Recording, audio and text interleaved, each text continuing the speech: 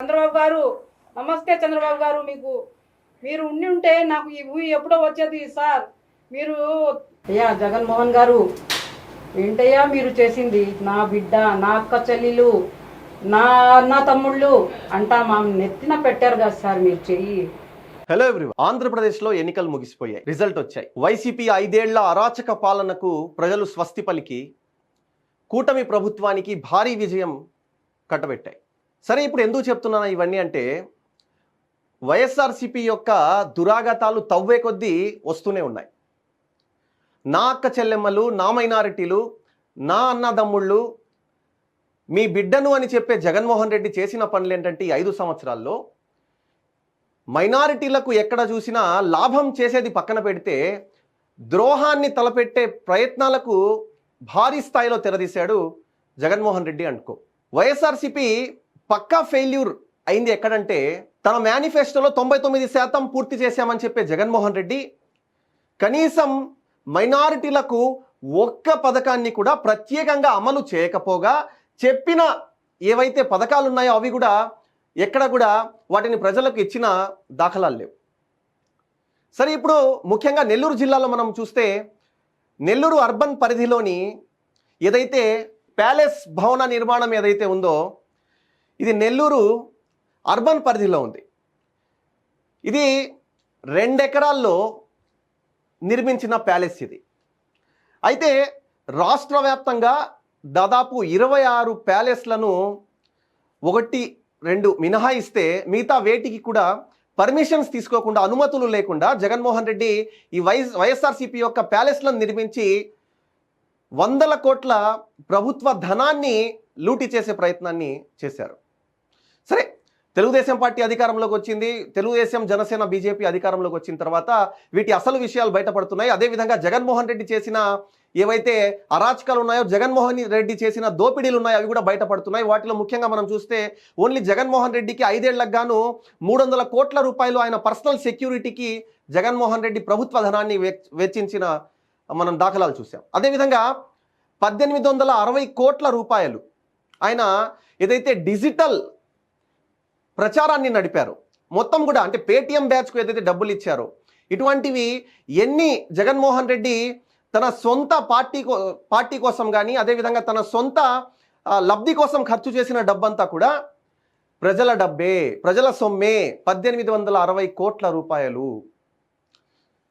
సరే, ప్రస్తుతం మనం నెల్లూరు జిల్లాకు విషయానికి వస్తే, ఏదైతే ఈ నెల్లూరులో ఏదైతే ఈ ప్యాలెస్, వైఎస్ఆర్సీపీ ప్యాలెస్ కట్టారో, పార్టీ ఆఫీస్ కట్టారో, ఈ పార్టీ ఆఫీసు ఎక్కువ చర్చలో నిలుస్తుంది. ఎందుకంటే ఈ స్థలము నాది అంటూ కౌసర్ అనే ఒక మహిళ, దాదాపు నేను అనేక సంవత్సరాల నుంచి కూడా ప్రభుత్వం చుట్టూ తిరుగుతున్నాను. అప్పటి మంత్రి అనిల్ కుమార్ యాదవ్ దగ్గరకు పలుమార్లు వెళ్ళాను. వెళ్ళి ఆయన్ను కలిసినా కూడా నాకు న్యాయం చేయలేదు. నా స్థలంలో అక్రమంగా ఈ బిల్డింగ్ను కన్స్ట్రక్ట్ చేశారు, వైఎస్ఆర్సీపీ పార్టీ ఆఫీస్ను కన్స్ట్రక్ట్ చేశారు అని చెప్పి ఆ మహిళ చెప్తున్న పరిస్థితి. సరే, అసలు ఏం జరిగింది? వైఎస్ఆర్సీపీ నిర్మించిన భవనాలన్నిటిలో కూడా ఎక్కడ కూడా అనుమతులు లేవు. అదేవిధంగా ఈ నెల్లూరు పరిధిలో నిర్మించిన ఈ భవనానికి కూడా కార్పొరేషన్ అధికారులు అనుమతులు లేవంటూ నోటీసులు ఇచ్చిన పరిస్థితులు మనం చూస్తున్నాం. ఇవన్నీ ఒక ఎత్తు అయితే, ఒక మహిళ మైనారిటీలకు జగన్మోహన్ రెడ్డి చేసిన ద్రోహం అంతా ఇంత కాదు. సరే, మైనారిటీలకు పథకాలు ఇవ్వలేదు ఒక ఎత్తు, మైనారిటీల దగ్గర ఉన్న భూములు లాక్కోవడం మరో ఎత్తు. వైఎస్ఆర్సీపీ అనుకో, జగన్మోహన్ రెడ్డి అనుకో, మాజీ మంత్రి అనిల్ కుమార్ యాదవ్ దురాగతలను ఇప్పుడు నేను మీ కళ్ళకు ముందు పెడతాను. ఒకసారి ఆ మహిళ మనతో ఉన్నారు, కౌసర్ గారు, ఆమెతో పిలుద్దాం. అమ్మ, రండమ్మా. అమ్మ, మీ పేరు చెప్పండి. నమస్తే సార్, నా పేరు కౌసర్ జాన్. నేను నా పొలం గురించి మాట్లాడటానికి ముందుకు వస్తున్నాను సార్. అయ్యా జగన్మోహన్ గారు, ఏంటయ్యా మీరు చేసింది? నా బిడ్డ, నా అక్క చెల్లెలు, నా అన్న తమ్ముళ్ళు అంటా మా నెత్తిన పెట్టారు కదా సార్ మీరు చెయ్యి. ఏంటి సార్ మీరు చేసింది? అక్క చెల్లెలకి, అన్న తమ్ముళ్ళకి బాగానే చేశారేమో, కానీ అక్క చెల్లెలకి ఏం చేశారు సార్ మీరు? నా భూమే దొరికింది సార్ మీకు లాక్కోవటానికి. నేనే దొరికానా సార్? నేను ఒక పేదరాల్ని సార్, నేను ఒక విడోని సార్, నాకు మొగుడు లేరు సార్, నాకు సంపాదించి తినిపించేదానికి నేను దాని మీద సాగు చేసుకొని తినేదాన్ని సార్. ఎందుకు సార్ ఇలా చేశారు మీరు? సార్ ఎన్నోసార్లు నేను అనిల్ కుమార్ గారికి వెళ్ళాను సార్. నేను అనిల్ కుమార్ గారి దగ్గరికి ఎన్నోసార్లు వెళ్ళాను. ఎవరు రెస్పాన్సిబుల్ లేదు. అది నా స్థలం, నా స్థలంలో అది మీరు ఎలా కడతారు అని చెప్పి వెళ్ళాను సార్ నేను. సరే అమ్మా, ఒక్క విషయం చెప్పండి, ఎన్ని సంవత్సరాల నుంచి మీరు అక్కడ సాగు చేసుకుంటున్నారు? అది తీసుకునింది, ఆ పొలం తీసుకునింది 2002లో సార్ నేను తీసుకునింది. అంటే దాదాపు 22 సంవత్సరాల నుంచి మీ ఆధ్వర్యంలో ఉంది అది, మీ సాగుబడిలోనే ఉంది. అవును సార్. మరి సడన్ గా మీకు అది వాళ్ళంతా క్లియర్ చేసేటప్పుడు మీకు ఇన్ఫార్మ్ చేయలేదా? అసలు నాకు తెలీదు సార్. నాకు వాళ్ళు అక్కడ కట్టేది కూడా తెలీదు. నేను ఒక ఫంక్షన్కి వెళ్తే అక్కడ చెప్పుకొచ్చారు సార్. నాకు మీ దాంట్లో శంకుస్థాపన అయింది కదమ్మా, అమ్మేశారా అని చెప్పి అడిగారు సార్ ఒకరు. అప్పుడు నేను ఎక్కడ అమ్మాను, ఏ స్థలం ఏంది, ఎవరు కడుతున్నారు అంటే ఇట్లా కడుతున్నారమ్మా మీ దాంట్లో గవర్నమెంట్ అదే అనిల్ కుమార్ గారు కడుతున్నారు అంటే నేను అప్పుడు పోయి అక్కడ వెళ్ళి చూశాను సార్. నా పొలంలో కడుతున్నారు. అప్పుడు నేను మా అల్లుడు గారు ఇద్దరు అక్కడికి వెళ్ళాము. అనిల్ కుమార్ యాదవ్ దగ్గరికి వెళ్ళారు. అప్పుడు ఆయన మంత్రిగా ఉన్నారా? మంత్రిగా లేరు సార్. లేరు. మంత్రి తర్వాత అంటే నాకు తెలిసి మీరు 22-23 చెప్తున్నారా? 22-23లో అది పార్టీ ఆఫీస్ ప్రారంభించినప్పుడే కదా, 23లో. ఓకే. అప్పుడు వెళ్ళి అక్కడ చెప్తే ఆయన ఏమంటే, అమ్మా ఇదంతా క్లియర్ చేసాను కదమ్మా నేను డబ్బులు 30 లక్షల లెక్క నుంచి ఎకరాకి 30 లక్షల లెక్క నుంచి వేసేసానమ్మా అకౌంట్లో అని చెప్పారు. ఎవరు అకౌంట్లో వేసారు ఏంటి సార్? నాకైతే వేయలేదు. ఎవరు అకౌంట్లో వేసారు అది వాళ్ళకి పిలువ నంపించి అడగండి సార్ నా ముందర ఎవరికి వేసారు. మీరు అడిగారు, అనిల్ కుమార్ యాదవ్ అడిగారు అన్నాడు. నేను చెప్తే అతను ఏం చెప్పారంటే నాగికి ఒప్పగిచ్చారు సార్. నాగి అనే వ్యక్తికి చెప్పారు. అంటే ఆయన OSD గా ఉన్నారు, నాగేశ్వరరావు. ఫోన్ చేసి నాగి ఇదిగో ఫలానా అది నా అదే పొలానికి సంబంధించి ఫలానా వ్యక్తులు వస్తున్నారు. ఓకే. అది చెప్పారు సార్. ఓకే. అది సర్వే నెంబర్లు చెప్పి ఫలానా సర్వే నెంబర్లు అయితే డాక్యుమెంట్స్ ఉన్నాయా? ఉన్నాయి సార్. ఒక్కసారి రైట్ ఇగో సార్ ఈ సర్వే నెంబర్లు చెప్పి అప్పుడు ఆమె వస్తుంది, ఆమెకి ఏందో చెప్పు పంపించు అని చెప్పి అదే పరిష్కారం చేసి పంపించు అని చెప్పి చెప్పారు సార్ ఆయన. చెప్తే ఈయన ఏమంటే అస్సలు పట్టించుకోలేదు సార్. మేము పోయాం సార్. నాగేశ్వరరావు అనే వ్యక్తి పట్టించుకోలేదు సార్. అయితే పట్టించుకోవట్లేదని చెప్పి మీరు అనిల్ కుమార్ యాదవ్ దగ్గరికి వెళ్ళారా? మళ్ళీ లేదు సార్. మేము 2 సార్లు పోయినాం సార్. లేదు ఇంకా నా నుంచి మాకు పోనీలేదు సార్. పట్టించుకునే అసలు వ్యక్తి నాదుడి దగ్గర పోయినాను సార్ నేను. ఇంకొక ఇప్పుడు చెప్తున్నారు పెద్ద మనుషులు, ఆ పెద్ద మనుషులు కూడా కాడగలో పోయినాను సార్ నేను. ఆ పెద్ద మనుషులు కూడా చెప్పాను. ఒక పెద్ద మనిషి అయితే రేపు రామా ఎల్లుండి రామా ఇట్లాగే తిప్పిస్తున్నారు. ఒక పెద్ద మనిషి అయితే మరి అయితే చూద్దామ్మా చేస్తామ్మా నేను పిలుస్తాను అని ఒక పెద్ద మనిషి ఏం చెప్పారంటే అనిల్ కుమార్ ఇది ఊళ్ళోనే లేడమ్మా, రాని తర్వాత నేను ఫోన్ చేస్తాను. మళ్ళీ పోతే ఈ రోజు రాత్రికి వచ్చాడు, పొద్దున్న వెళ్ళిపోయాడమ్మా, రేపు వస్తాడు. అంటే తను మంత్రిగా ఉన్నప్పుడు కానీ ఎమ్మెల్యేగా ఉన్నప్పుడు కానీ ఆయన అందుబాటులో ఉండడమే తక్కువ. అసలు అంటే పట్టించుకోలేదు సార్. నా గొడవ ఎవరు ఇన్లేదు సార్. నా పేదరాలు కాదు సార్, ఎవరు వింటారు సార్ నా గొడవ? అదే డబ్బు ఉన్న వాళ్ళు అయితే వింటారేమో సార్. నేను పేదరాలని కాదు సార్. పేదరాలకి కరిపాకు తీసినట్టు పారేస్తారు సార్ మనుషులు. సరే నేను చెప్పడం ఏంటంటే ఇప్పుడు దాదాపు కోట్ల రూపాయలు పెట్టి కట్టిన ఈ బిల్డింగ్ మీకు సెటిల్మెంట్ చేసేసామని చెప్పి వాళ్ళు చెప్పారు. అది కూడా నా తమ్ముడు అంట. ఎవరు? యజ్దాని అంట నా తమ్ముడు. నాకు అసలు యజ్దాని అని పేరైతే తమ్ముడే లేడు, కానీ చేసామంటున్నారు. ఈ యజ్దాని తమ్ముడు ఎక్కడి నుంచి వచ్చాడు సార్? మాకు మా అమ్మకి మేము నలుగురిమి, 2 ఆడపిల్లలు 2 మగపిల్లలు. ఈ 3వ వాడు ఎక్కడి నుంచి వచ్చాడు సార్? రైట్. సరే అమ్మా, చెప్పారు. మీరు ప్రభుత్వ అధికారుల దగ్గరికి ఎవరి దగ్గర వెళ్ళారా? వెళ్ళాం సార్. మేము నాగి OSD గా ఉన్నారు. ఆయన రికార్డ్స్ చూస్తున్నారు. ఆయన దగ్గర అయితే సార్ చెప్పుకుంటే ఏడుపు వస్తుంది నాకు. నాకు చేతిలో ఆటోకి డబ్బులు లేక కూడా నడుచుకుంటూ వెళ్ళాను సార్. నేను జెండా వీధి నుంచి అతను అక్కడ ఎక్కడ సార్ రైల్వే స్టేషన్ నడుచుకుంటూ వెళ్ళాను సార్ నేను. ఓకే. అయితే దీని గురించి ఇంకొంత బ్రీఫ్ గా నాకు చెప్పండి. ఫస్ట్ ఈ స్థలం మీరు కొన్నారు. అయితే కష్టార్జితం సార్. అది మేము ఒకరి కాడ లాక్కోలేదు, ఒకరి నోళ్ళు మేము కట్టలేదు. మా కష్టార్జితం. మా ఆయన సౌదీకి వెళ్ళి సంపాదిస్తే మాకు డబ్బు పంపించిన దాంట్లో సగం మేము దాచిపెట్టి సగం మా ఆయన పంపిన డబ్బులతో మేము తీసుకున్నాం సార్. అది కూడా ముస్లిం దగ్గర తీసుకున్నాం సార్. మేము వాళ్ళ దగ్గర వీళ్ళ దగ్గర మేము తీసుకోలేదు సార్. మేము ముస్లిం దగ్గర కొనింది.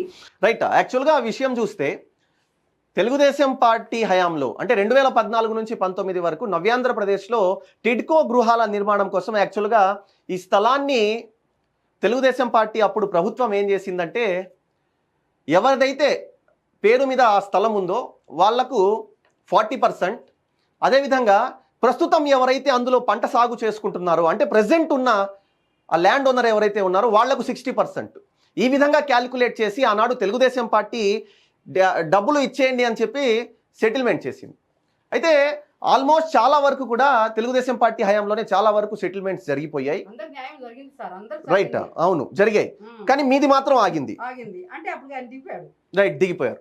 ఎలక్షన్ కోడ్ రావడం వల్ల వీళ్లకు ఆ డబ్బులు ఆగిపోయాయి. తర్వాత వైఎస్ఆర్సీపీ ప్రభుత్వం అధికారంలోకి వచ్చింది. వచ్చిన తర్వాత నుంచి మీరు వెళ్ళారమ్మా? వచ్చినప్పటి నుంచి తిరుగుతూనే ఉన్నాం సార్. ఆ పెద్ద మనుషులు చెప్తున్నారే, తీసుకొని మాకు చెప్తున్నారే ఆ పెద్ద మనుషుల దగ్గర అంతా పోయినాను సార్ నేను.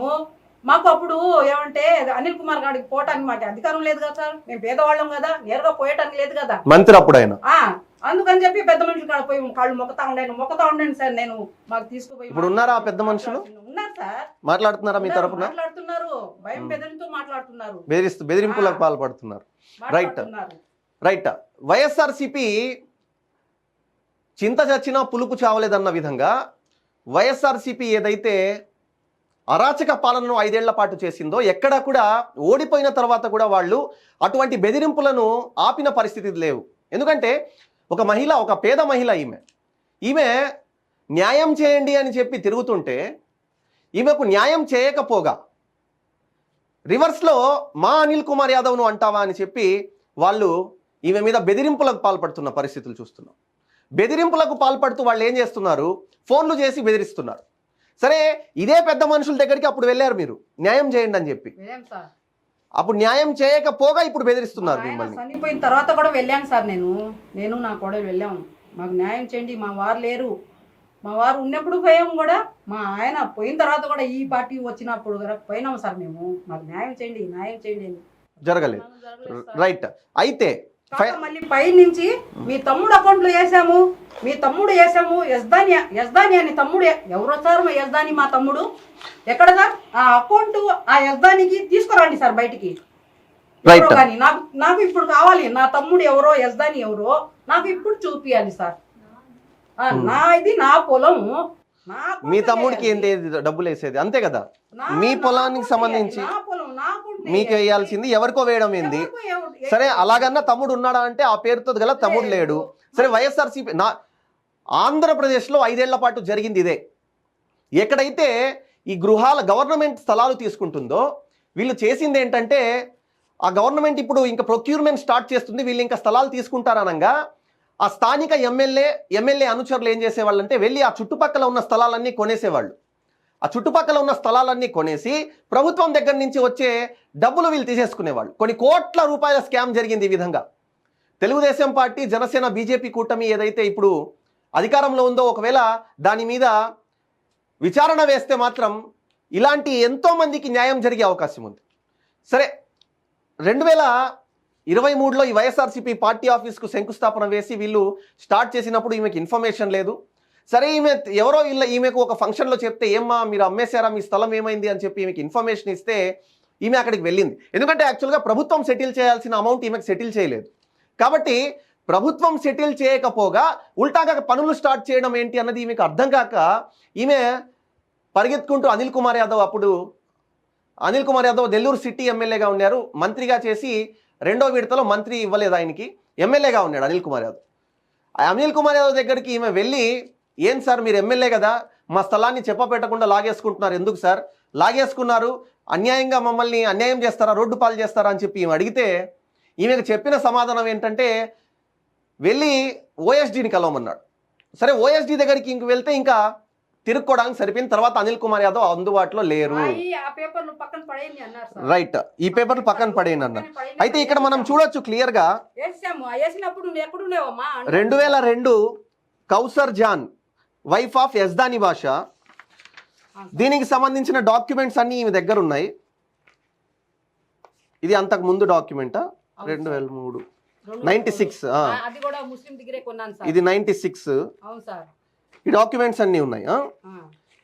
సార్ ఇన్ని డాక్యుమెంట్స్ మీ దగ్గర ఉన్నా కూడా మీకు సెటిల్ అవ్వాలా? లేదు సార్, ఈ స్థలం సార్ కొనటానికి కొన్ని పెద్ద మనుషులు ముందరకు వచ్చారు అప్పట్లో. ఓకే. అప్పట్లో అప్పుడు కావు సార్ అవి గవర్నమెంట్ది, అప్పుడు కాదా? వాళ్ళు కొనేప్పుడు గవర్నమెంట్ది కాదా?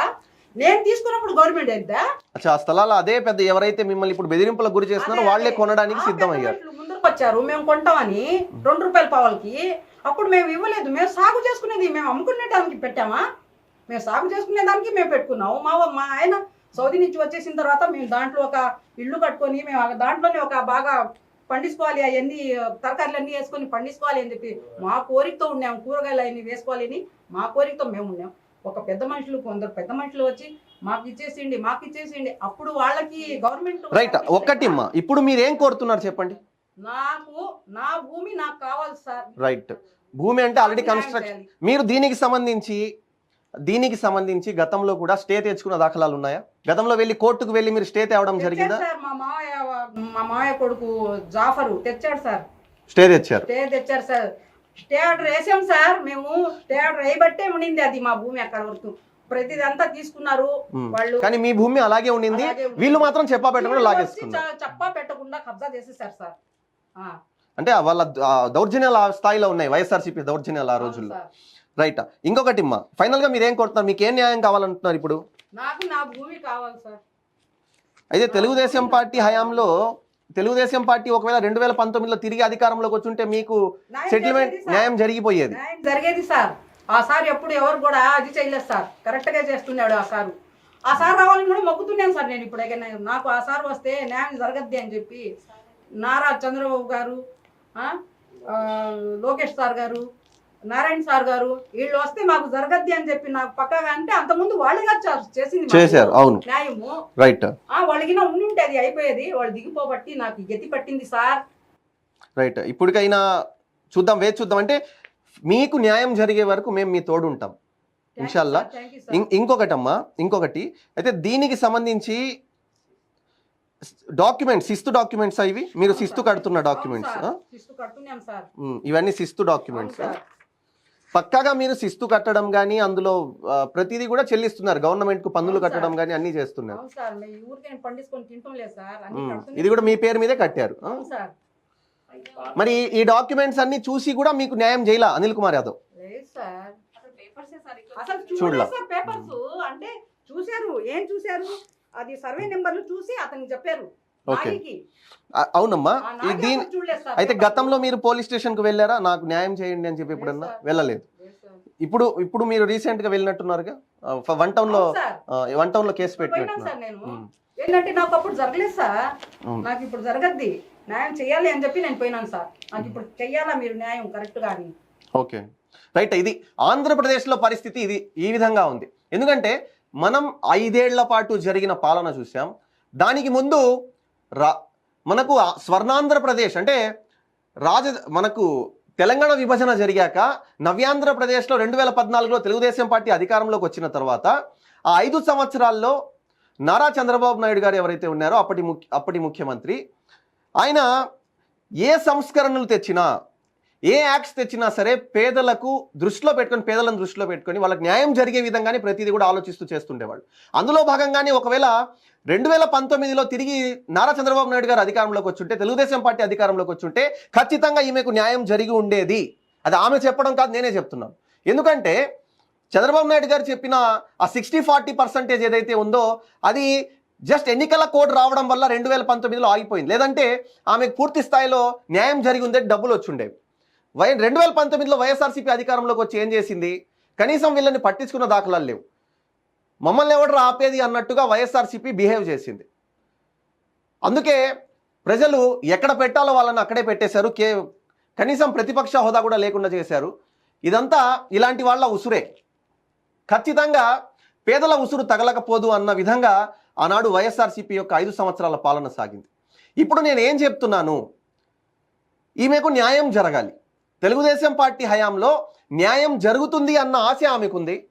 అదే ఆశ ఆమెకు న్యాయం జరిగే విధంగా ఎవరైతే ప్రస్తుత మంత్రులు ఉన్నారో, ప్రస్తుత అధికారులు ఉన్నారో మేము అవునండి. హ్యాపీగా ఉంటాం వచ్చేసి ఉంటే సార్. బాగుండేవాళ్ళు కదా. ఆ, ఎందుకు అలా చెప్తున్నారు సార్? వాళ్ళు పెద్ద మనుషులే కూడా అలా చెప్పవచ్చునా? ఒక పేదవాళ్ళకి సాటి మేము పేదవాళ్ళకి వాళ్ళకి న్యాయం చేయాలా గాని అదే నా మైనారిటీలు, నా ఎస్సీ ఎస్టీలు అని చెప్పే జగన్మోహన్ రెడ్డి ఇటువంటి పనులకు తెగబడ్డాడు. చెల్లెళ్ళు అంటూనే మాకు ముంచారు కదా సార్ వీళ్ళు. సరే అయిపోయింది. అందుకనే ప్రజలు మంచి తీర్పు ఇచ్చారు. ఇప్పుడు ఏదైతే ఉందో సరే, దీనికి సంబంధించి నేను ఇందాక నాకు చిన్న కోరిక సార్, చెప్పండి. ఆ తమ్ముడు ఎవరు అకౌంట్ లో వేసారో వాడు ఎవరో వెళ్దాని నా తమ్ముడు వాడు తెచ్చి నా ముందర అంటే ఈమె చెప్పడం ఏంటంటే, యాక్చువల్గా ఈమె ఎప్పుడైతే స్క్రీన్ తెర మీదకి వచ్చిందో, వైఎస్ఆర్సీపీ హయాంలో నాకు అన్యాయం జరిగింది, అనిల్ కుమార్ యాదవ్ నన్ను మోసం చేశారు, అనిల్ కుమార్ యాదవ్ దగ్గర నేను ఎన్నిసార్లు తిరిగినా కూడా నాకు న్యాయం జరగలేదు అన్న అంశాలతో ఎప్పుడైతే ఈమె తెర మీదకి వచ్చిందో, వెంటనే వైఎస్ఆర్సీపీ యొక్క బ్యాచ్ రంగంలోకి దిగి వాళ్ళు ఏం చేశారంటే ఈమె మీద ఆరోపణలు చేయడం మొదలుపెట్టారు. ఈమెను తెలుగుదేశం పార్టీ వాళ్ళు ఉసిగొల్పి స్క్రీన్ ముందుకు తెస్తున్నారు, తెలుగుదేశం పార్టీ వాళ్ళు ఉసిగొల్పి ఈమెను కేసు పెట్టించారు, తెలుగుదేశం పార్టీ వాళ్ళు ఉసిగొల్పి ఈమె ద్వారా మాట్లాడిస్తున్నారు అని చెప్పి వాళ్ళు ఎప్పటికప్పుడు ఇటువంటి స్టేట్మెంట్స్ ఇవ్వడం. రెండోది, ఎవరో చనిపోయిన వ్యక్తి పేరు చెప్పి ఆయన అకౌంట్లో డబ్బులు జమ అయిపోయాయి, ఆయన అకౌంట్లో డబ్బులు వేసేసారు, ఆయన తినేశారని చెప్పి చెప్తున్నారు. సార్ అది చనిపోయింది మా వారు, మొగుడు సార్, కానీ నా తమ్ముడు అంటున్నారు సార్ వాళ్ళు. నా తమ్ముడు ఎవరు ఉన్నారు నాకు చూపియాలి, వాడెప్పుడు ఎక్కడుందో చూపియాలి. ఓకే, అది నాకు కావాల్సింది. రైట్. వాళ్ళ కుమార్తె కూడా మనతో ఉన్నారు, ఆమెతో కూడా మాట్లాడదాం. అమ్మ చెప్పండి, ఇప్పుడు ఈ ఇష్యూ జరుగుతుంది అంతా మీకు తెలుసుగా, చాలా సంవత్సరాల నుంచి జరుగుతుంది. ఆమె తిరుగుతూ ఉన్నారు. సరే, అప్పటి పాలకుల చుట్టూ తిరిగారు, మాజీ మంత్రి అనిల్ కుమార్ యాదవ్ చుట్టూ తిరిగారు, అదేవిధంగా అధికారులు ఆమెకు ఎన్నికల కోడ్ రావడం వల్ల న్యాయం జరగలేదన్నారు. సరే, అది అయిపోయింది. అయితే రీసెంట్గా ఏదైతే ఆమె 1 టౌన్లో కేసు పెట్టారో దానికి సంబంధించి మీకు ఏమైనా బెదిరింపులు వస్తున్నాయా? 1 టౌన్లో కేసు అనిల్ కుమార్ సార్ గారి మీద కేసు ఎందుకు పెట్టారు అన్న మాకు వచ్చాయి, కొన్ని బెదిరింపులు వచ్చాయి.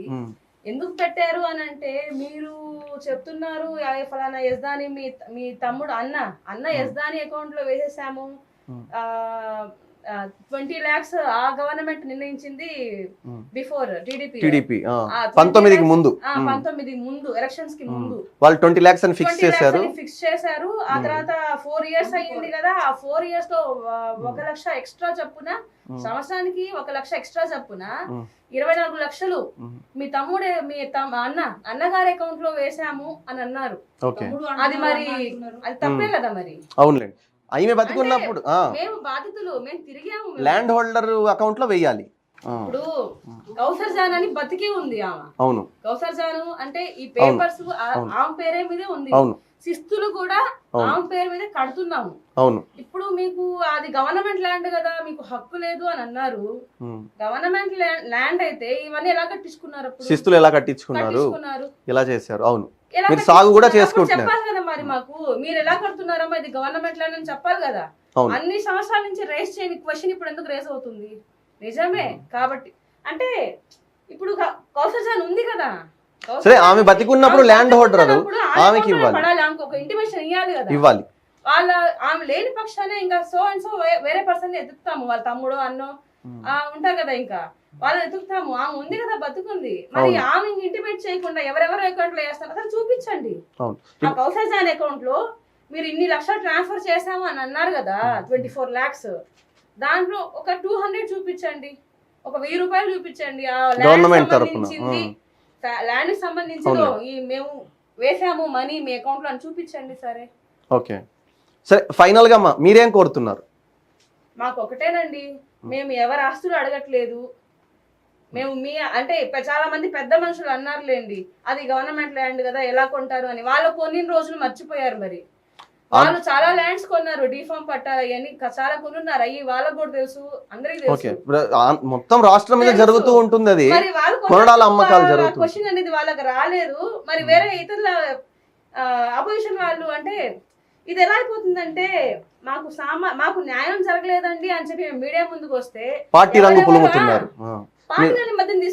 మధ్యలో పార్టీని తెస్తున్నారు, న్యాయం జరగాలి అని చెప్పి ఎందుకు వస్తున్నాయి మధ్యలో? మాకు న్యాయం జరగలేదని ముర్రు అని మేము మొత్తుకుంటుంటే గుమ్మడికాయల దొంగ ఎందుకు ఎవరన్నప్పుడు భుజాలు తొడుక్కున్నట్టు ఉంది. అదే వాళ్ళ పరిస్థితి అదే ఉంది. వైఎస్ఆర్సీపీ వాళ్ళు అసలు ఇప్పుడు ఎంటర్ అయ్యి వాళ్ళు చెప్పాల్సిన అవసరం లేదు కదా. వాళ్ళే చెప్పారు వీడియోలో ఏమని, మా మా దగ్గరికి చాలా ఇయర్స్ బిఫోర్ వచ్చారు వాళ్ళు, 15-20 ఇయర్స్ బిఫోర్ అని. 15-20 ఇయర్స్ బిఫోర్ వాళ్ళు ఎవరో మాకు తెలీదు. అదే అదే అదే వాళ్ళు ఎవరో మాకు తెలీదు. మేము వెళ్ళింది వైసీపీ హయాంలోనే వాళ్ళ దగ్గరికి వెళ్ళాము. మీరు అధికారంలో ఉన్నారు కదా, మీరు పెద్దోళ్ళు కదా, మీ మాట వింటారేమో, ఎమ్మెల్యే గారు మా మాట వినట్లేదు అంటే మేము ఓట్లేసి గెలిపించుకున్నాం కదా వాళ్ళని, ఏదో చేస్తారని. సరేలే వాళ్ళు వచ్చారు, ఏదో ఒకటి చేస్తారులే.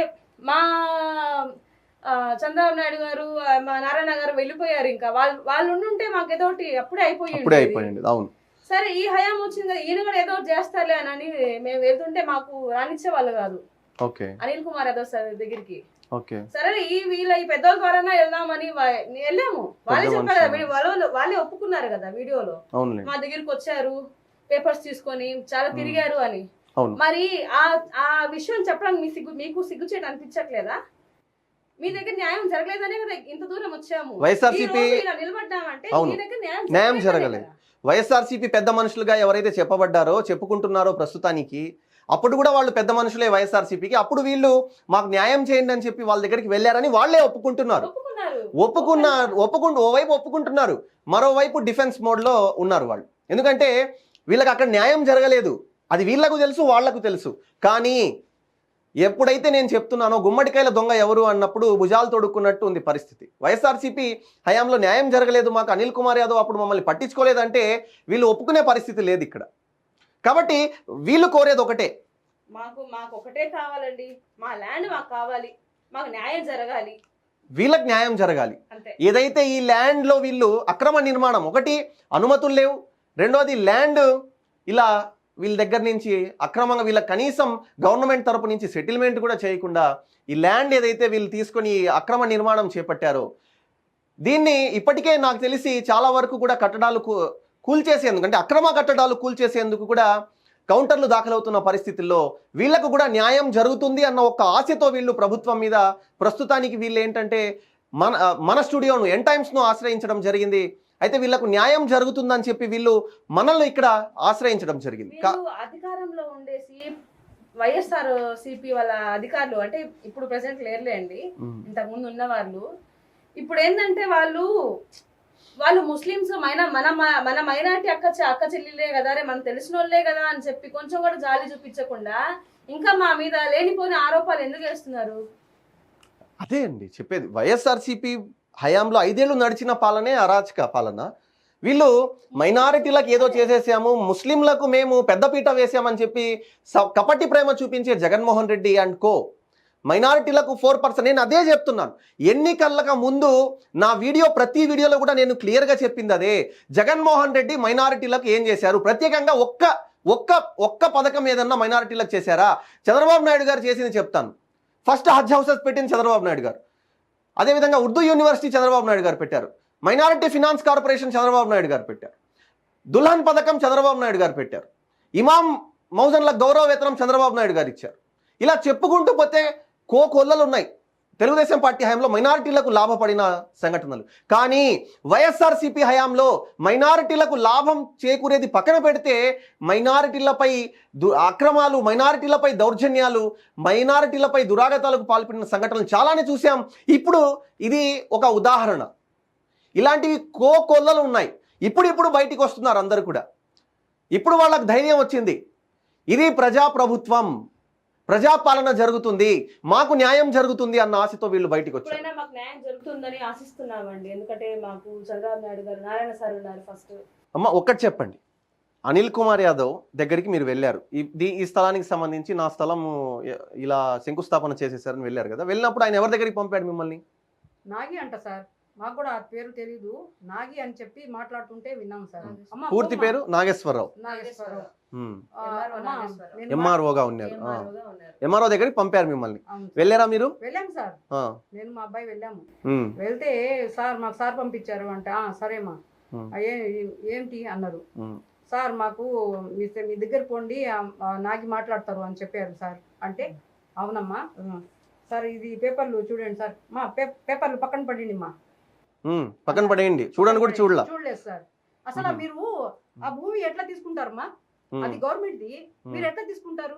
అని చెప్పారు. చెప్పలేదా 20 ఏళ్ళు 25 ఏళ్ళ నుంచి మా సాగులో ఉందని చెప్పలేదా? అందుకే సార్ నేను పేపర్లు చూడమని చెప్పాను. కొన్నాను సార్ నేను అని చెప్పాల్సింది. చెప్పాను సార్ నేను. శిస్తు కట్టాం కొన్నామని ఇప్పుడు చెప్పాను సార్ ఈ పేపర్లు చూడండి అని. ఒక తల్లి 22 ఏళ్ల నుంచి ఒక బిడ్డను పెంచినట్టు పెంచి లాస్ట్ మూమెంట్ లో వచ్చి ఆ బిడ్డ మాది అని అంటే ఆ తల్లికి ఎట్లుంటది? అదే జరిగింది. అదే జరిగింది సార్. అప్పుడు ఏమంటే చెప్తే మీరు ఎట్లా తీసుకుంటారు, ఎక్కడ అట్లా ఎలా తీసుకున్నాను నేను సార్, నేను ఒక గిరిజనుల కాడ హరిజనుల కాడ నేను తీసుకోలేదు సార్, ఇది నేను ఒక ముస్లిం దగ్గర తీసుకున్నాను సార్, చూడండి సార్ పేపర్లు అని చెప్పిన రెండోసారి కూడా. ఆ పేపర్లు గిప్పర్లు చూడకుండా పక్కన పడింది అమ్మా. అట్లా కాదమ్మా, ఇప్పుడు అతను లేరు, అది అకౌంట్లలో అన్ని డబ్బులన్నీ వేసేసమ్మా అనేసారు. ఎవరు అకౌంట్ లో వేసారు సార్, ఎంత వేసారు, మాకు ఆ అకౌంట్ లిస్టులు ఇవ్వండి అని ఓకే, మంచి పని చేశారు అన్నాను సార్. అంటే లేదు అతను లేడే, రేపు రమ్మా అనేసాడు. ఎవరు ఆ లిస్ట్ చూసే అతను? లిస్ట్ చూసే వాళ్ళ ఆఫీస్ అధికారి. సరే అని చెప్పి రేపు 11 ఎన్ని గంటలు రమ్మంటారు సార్ అన్నాను. 11 గంటలు రమ్మా అన్నారు. సరే మళ్ళీ రేపు 11 గంటలకు వెళ్ళాను. టైమింగ్ చెప్పిన ప్రకారం పొద్దున సాయంత్రం. ఇప్పుడు దాకా ఉన్నాడు మా, ఇప్పుడు ఎట్టపోయాడు, మధ్యాహ్నానికి రమ్మా అన్నాడు. ఆయన మళ్ళీ మధ్యాహ్నం పోయాం. టైంకి తిరిగామండి మేము. మళ్ళీ మధ్యాహ్నం పోతే ఇలా ఎన్ని రోజులు? అట్లాగే 2 నెలలు తిరిగాం సార్. 2 నెలలు. ఒక్క 2 రోజులు కాదు, 2 నెలలు తిరిగాం సార్. సార్లు అయితే డబ్బులు అబ్బాయి 1 నెల తిరిగారు సార్. నడిచిన రోజులు కూడా ఉన్నాయి. న్యాయం జరుగుతుంది అని చెప్పి ఆమె పలుమార్లు, అంటే అనిల్ కుమార్ యాదవ్ పంపించాడు అని చెప్పి వెళ్ళి ఆ ఎంఆర్ఓ దగ్గరికి వెళ్ళి చెప్తే అతను కసురుకొని పేపర్లు కనీసం చూడకుండా పక్కన ఇసిరేయమని చెప్పి అతను 30 లక్షల అకౌంట్ లో వేసేసారు పోమ్మా అని చెప్పి చెప్పడం. ఒక అధికారిగా సిగ్గుపడాలి అతను. ఒక అధికారిగా అతను సిగ్గుపడాలి. ఎందుకంటే ఒక మహిళ న్యాయం చేయండి అని చెప్పి అన్నిసార్లు ఎంఆర్ఓ ఆఫీస్ కు తిరుగుతుంటే ఉదయం సాయంత్రం అని చెప్పి 2 నెలల పాటు తిప్పుకున్న అధికారి వైఎస్ఆర్సీపీ నాయకులకు కొమ్ము కాశాడా? ప్రజల పాలన కోసం అతను కూర్చున్నాడా? ప్రజలకు న్యాయం చేసేందుకు అతను కూర్చున్నాడా? అర్జీలు పరిష్కారం కోసం అతను కూర్చున్నాడా? లేదా పాలకులకు, వైఎస్ఆర్సీపీ పాలకులకు కొమ్ము కాసేందుకు అతను కూర్చున్నాడా? ఇంకా లాస్ట్ ఏంటంటే ఆయనకి మధ్య ముడుపులు అందినాయో ఏమో మరి. ఇంకా లాస్ట్ ఏంటంటే ఫైనల్ గా అది పక్కన పడేసి ఇంకా కసురుకున్నాడు, బాగా కసురుకున్నాడు సార్. ఇక్కడి నుంచి ఎందుకు ఊరికని తిరుగుతావు అలా ఇలా అది పక్కన పడేసిపో, ఇంకా చెత్త కాగితాలు అని చెప్పేసి అలా చాలా ఇర్రెస్పాన్సిబిలిటీగా ఆయన చాలా బాధాకరంగా ఉంది ఆ విషయాలు. అసలు ఇంకా నుంచి పోలేదు సార్ నేను అంత కసురుకున్న తర్వాత. ఒక అధికారి ఉండి అలా అతను చేయడం, నేను చెప్తున్నాను కదా, సిగ్గుపడాల్సిన విషయం. అతను ఒక ఉన్నత అధికారి, అతను కూర్చొని ఆ సీట్ లో అతను అలా బిహేవ్ చేయడము. నేను అడిగింది ఏంది సార్, వాళ్ళ ఆస్తి ఇవ్వమని చెప్పి అడగలేదు సార్, ఆ లిస్ట్ ఇవ్వమని చెప్పిన అకౌంట్ లో వేసారు అన్నారు సార్. మీరు నా భూమిని ఎవరు తీసుకున్నారు, అది కూడా ఎమ్మెల్యే తరఫు నుంచి వస్తేనే ఆయన అంతగా అసలు చేశాడు. ఆయన రెస్పాన్స్ ఇవ్వలేదు సార్. అంటే అనిల్ కుమార్ యాదవ్ పంపించాడంటే రెస్పాన్స్ ఇవ్వలేదంటే అనిల్ కుమార్ యాదవ్ మీద అంటే అతని మీద వ్యతిరేకతనా, లేదంటే అనిల్ కుమార్ యాదవ్ దగ్గర నుంచి ఆ ఇన్స్ట్రక్షన్స్ అనుకుంటున్నారు? మధ్యలో ఏం జరిగిందో వాళ్ళిద్దరికి తెలియదు. మేము అక్కడి నుంచి అనిల్ కుమార్ సార్ దగ్గరికి నుంచి ఈయన దగ్గరికి వచ్చేటప్పటికి ఆయన ఫోన్ లో మాట్లాడుతూనే ఉన్నారు, ఎవరితో తెలీదు. ఇంకా అలా అక్కడి నుంచి ఆ రెస్పాన్స్ అలా వచ్చింది మాకు. రైట్. ఎకరానికి 30 లక్షలు ఇచ్చి వేసేసానమ్మా అని చెప్పిన తర్వాత మేము వచ్చాం సార్. వచ్చి అడిగితే నేను వాళ్ళ నాగి ఆస్తి నేను అడగలేదు సార్, నాకు అకౌంట్ అది ఎవరు అకౌంట్ లో వేసారు కొంచెం ఏంటి సార్ అని చెప్పి బతిమాలి అడిగాను సార్. నేను మాకు అప్పుడు ఎలాగో రెస్పాన్స్ ఇవ్వలేదు, ఇప్పుడైనా రెస్పాన్స్ ఇవ్వాలి అతను. ఇప్పుడైనా సరే సార్, సమాధానం చెప్పాలి. ఇప్పుడైనా నాగి గారు నాకు సమాధానం చెప్పాలి. ఒక అధికారిగా, ఒక ఎంఆర్ఓ అధికారి ఆ ప్లేస్ లో ఉన్న అతను నాకు ఇప్పుడు రెస్పాన్స్ ఇవ్వాలి. అసలు ఎవరికి వేసారు, ఎంత వేసారు ఏందని మాకు తెలియాలి. ఎందుకంటే ఇదిగోండి ఈమె ఓనర్ ఇక్కడ, ఈ పేపర్స్ మా అమ్మగారిదే, ఎవరిలో కాదు. మాకు అధికారం ఉంది కదా, కలిసి తెలుసుకోవాలి కదా. మేము తెలుసుకునే దానికి అడిగితేనే. అనిల్ కుమార్ యాదవ్ లేడు, జగన్మోహన్ రెడ్డి లేడు, రాష్ట్రంలో ఉన్నది ఎవరు అంటే ఆ అధికారి. పార్టీలకు కొమ్ము కాసిన అధికారులు ఆ స్థానంలో 30 ఏళ్ల పాటు ఉంటారన్న ఒక కనీస ఆలోచనను మర్చిపోయి ఆనాడు అధికారులకు వాళ్ళు కాసిన కొమ్ము ఈనాడు వాళ్ల మెడకే బిగుసుకునే పరిస్థితి. అయితే ఈ మహిళ ఎవరైతే ఉన్నారో ఆనాడు న్యాయం కోసం వీళ్ళు వెళ్తే కసురుకున్న ఆ ఎంఆర్ఓ, కసురుకున్న ఆ వ్యక్తి నాగేశ్వరరావు అనే వ్యక్తి అధికారి ఈనాడు అతన్ని సీఎం విచారిస్తే, ప్రస్తుతం ఉన్న నారా చంద్రబాబు నాయుడు గారు ముఖ్యమంత్రి వర్యులు విచారణ చేపడితే అతని మీద యాక్షన్ తీసుకుంటే తప్ప వాస్తవాలు బయటకు వచ్చే పరిస్థితి లేదు. ఎవరికి ఏ విధమైనటువంటి న్యాయం జరగాలో అతన్ని విచారిస్తే తప్ప తెలిసే పరిస్థితి లేదు. కాబట్టి వీళ్ళు కోరేది ఒకటే, మాకు మా భూమి కావాలి, లేని పక్షంలో మాకు న్యాయం జరగాలి అంటున్నారు. అవును సార్. మాకు జరుగుతుందన్న ఒక చిన్న మాకు ఆశ సార్ మాకు చేస్తాడు సార్, న్యాయం చేస్తాడు సార్. చంద్రబాబు గారు చేస్తారు సార్. చంద్రబాబు గారు నమస్తే. చంద్రబాబు గారు మీరు ఉండి ఉంటే నాకు ఈ ఊయి ఎప్పుడో వచ్చేది సార్. మీరు అదే దిగిపోయి మాకు ఇన్ని కష్టాలు వచ్చాయి సార్. మళ్ళీ మీరు వచ్చారని నాకు చాలా చాలా చాలా దిగి వచ్చింది సార్. నాకు ధైర్యం చాలా వచ్చింది సార్. సార్ ప్లీజ్ సార్ నాకు న్యాయం చేయండి సార్. మీరు చేస్తారని నమ్మకం ఉంది సార్. రైట్, మనం కూడా అదే కోరుకుందాం. ఆమెకు న్యాయం జరగాలని చెప్పి మనం కోరుకుందాం.